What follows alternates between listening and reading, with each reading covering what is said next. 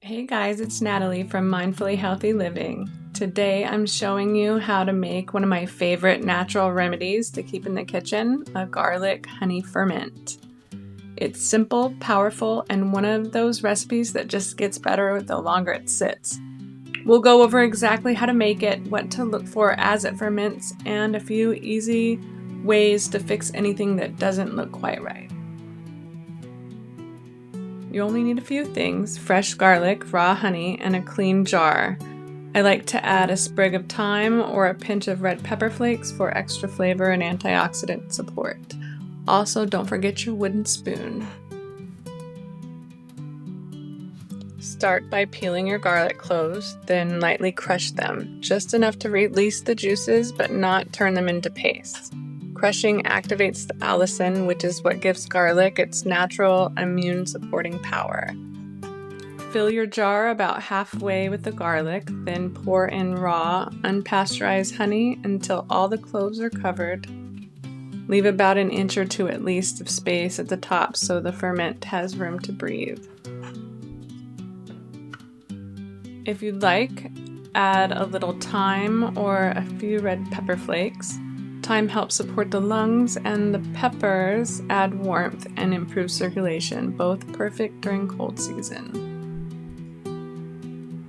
Give it a gentle stir using a wooden or silicone spoon. I avoid metal because long contact can dull honey's natural enzymes and affect fermentation, but a wooden spoon just feels right. Natural tools for a natural ferment.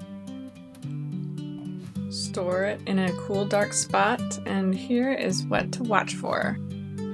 If you don't see bubbles after about 5 days, the room might be too cool. Move it somewhere around 70 to 75 degrees.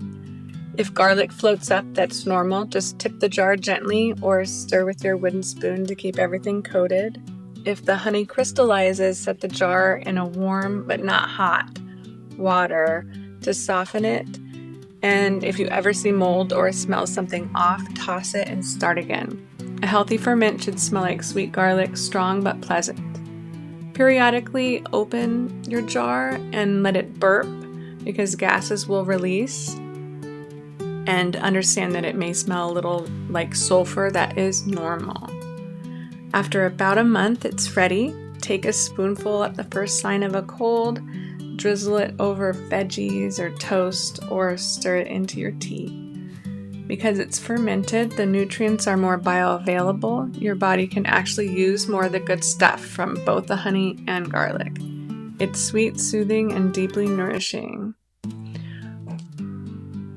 This is just one of those simple things that feels like magic once you've tried it.